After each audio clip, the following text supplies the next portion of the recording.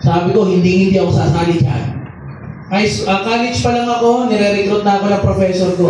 Best friend ko ng college, ng high school, nagne-networking na, high school pa lang kami. Sabi ko, nung pag-graduate ko ng college, hindi mo ako mapapasali dyan.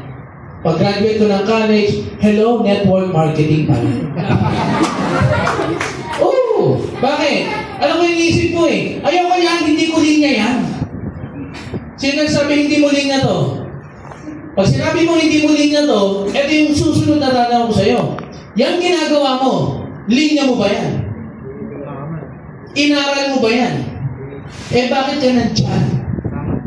Kasi, yan yung nagbibigay ng pera sa'yo. Tama po ba? Yes. Pero ang thinking ng lahat kasi, kung ano yung working, kung ano yung meron, pagtiisin ko na lang.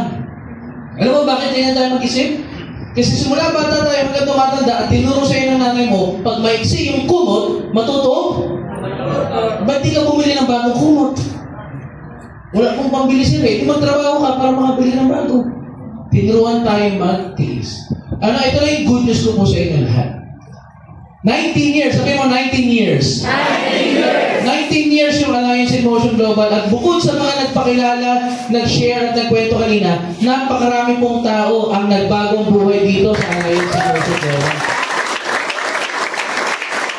Ito ba eh? Ito, pakilala ko lang. Bukod sa mga kanina, ito. Kilala niyo ba yan? Yung Santos na yan? Yeah. Kilala niyo ba yung Rico kayo doong na yan? Yeah. Kilala niyo ba yung Rich Belga na yan? Yeah. Kilala mo ba yung Rafi at Odessa Vergara na yan? Yeah. Ito mga kaibigan natin na masasabi ko,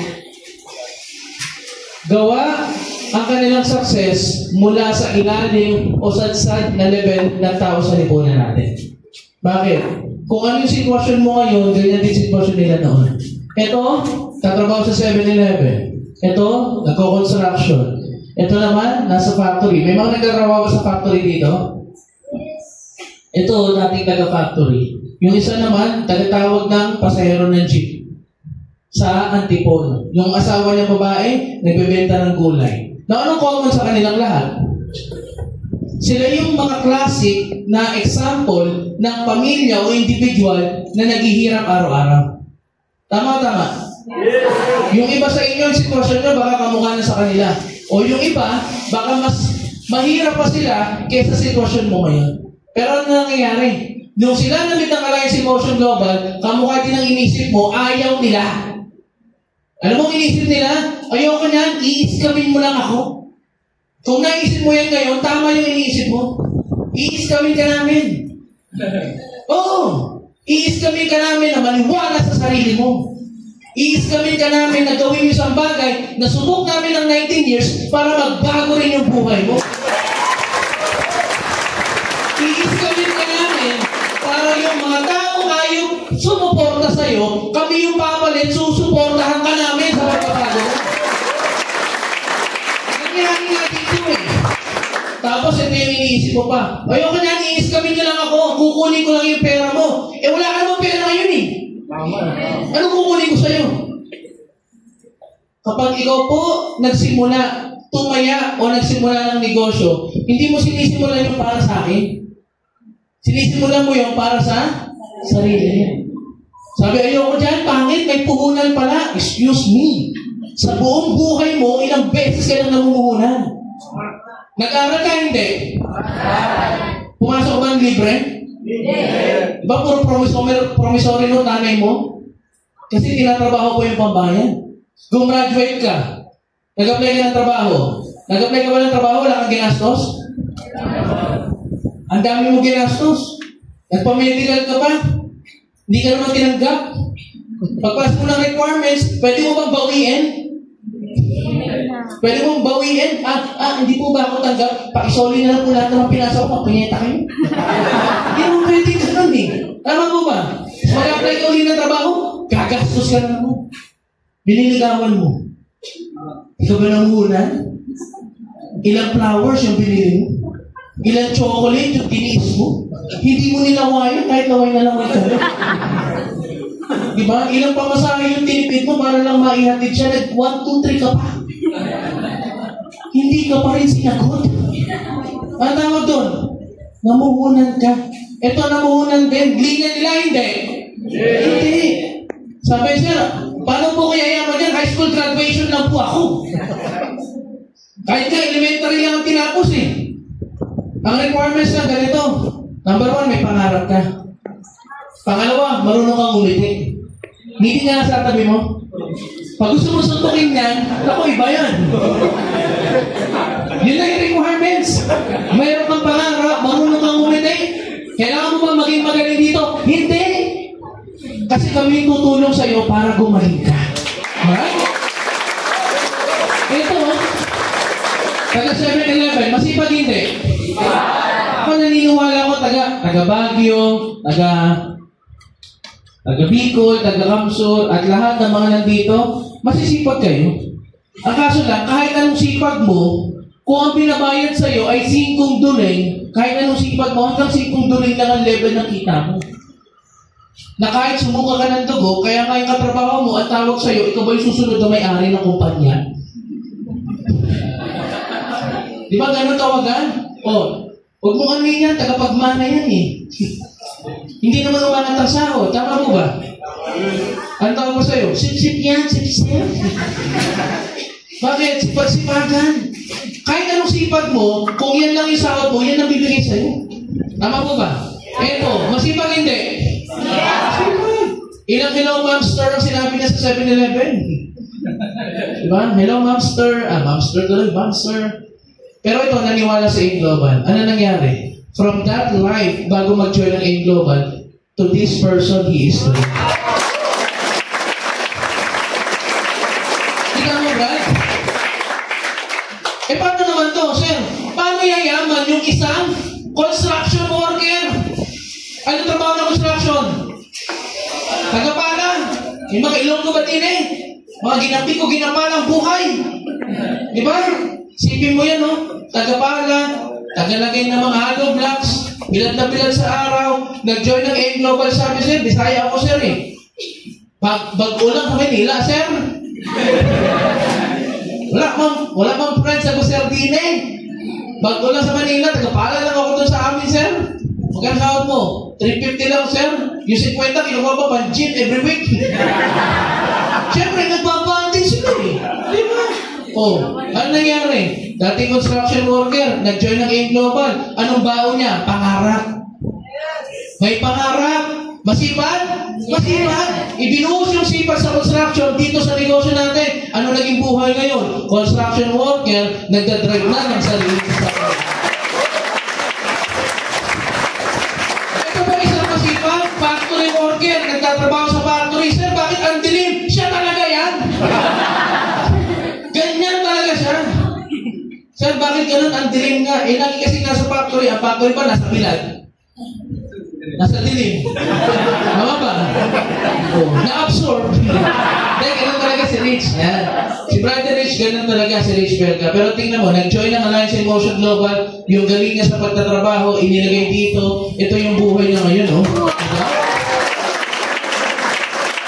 Ang lagi kong bilang dito, yung dating black and white, colored na. Di ba? Kasi pag tinignan mo sa malayo, lalo kapag ikaw may katarata, sir, parang photocopy lang. Pagdating mo dito, colored na. Wow. Di ba? Lahat ng kulay, kita mo na. Dito mas mata-challenge ka. Papamukha ko sa'yo, gano'n pwede baguhin ang buhay mo ng Alliance in Motion Global. Ito, kung kaibigan ko na to, yan si Rafi, kasama ko kagabi sa head office. Nagtatawag ng pasahero ng jeep. Ito naman, nagbebenta ng gulay. Pareha sila. Nangarap. Gusto magbago buhay. Nagutom. Yung mga naunang nag-speak, nagutom. Nalipasan ng gutom. Pinagkaitan ng mga kaibigan. Hiniwalayan ng mga friends. Yung mga magulang. Kinutya. Sabi, di ka yayaman dyan. Dami mga utang, yayaman ka pa. Pero hindi yun tumigil para mangarap sila. Ano nangyari? From this person, bago mag-join ng Alliance in Motion Global, ito yung buhay nila ngayon. Tingnan mo.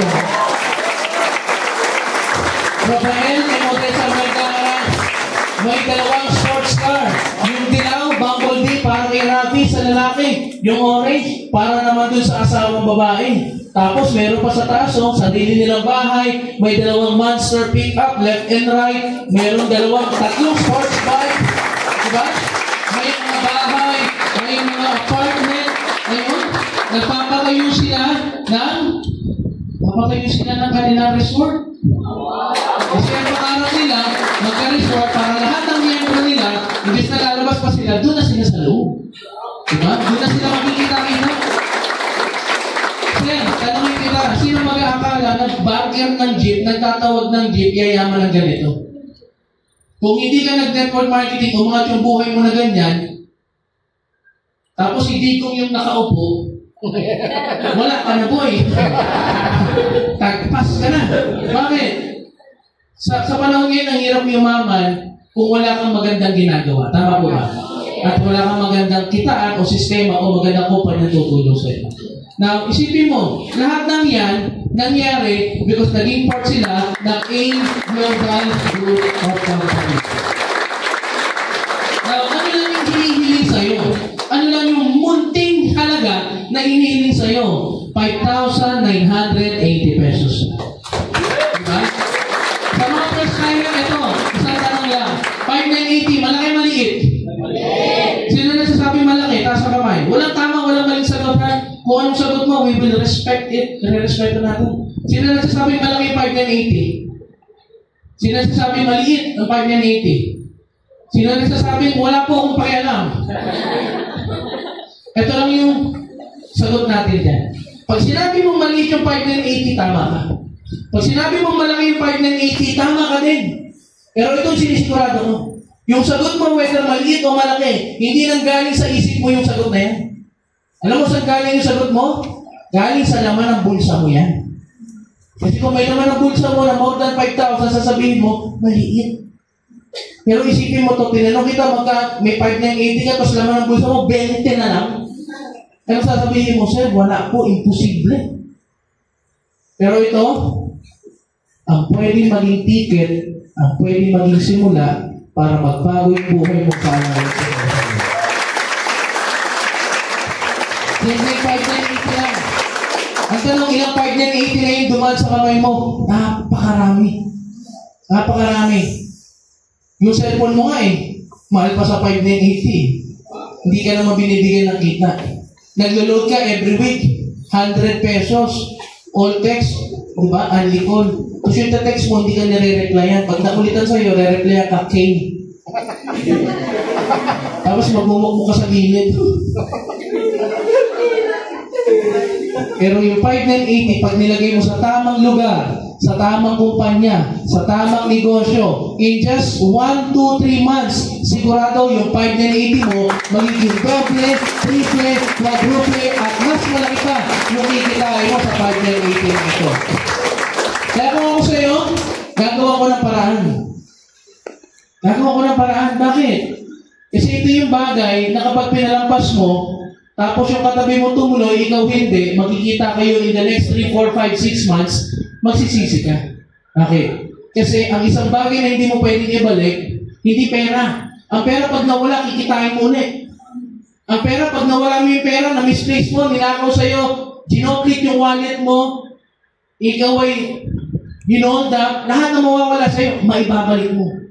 Isa lang hindi mo maibabalik. Yung oras na nawawala sa'yo, kapag hindi ka nag-desisyon na paguhin yung buhay mo ngayon.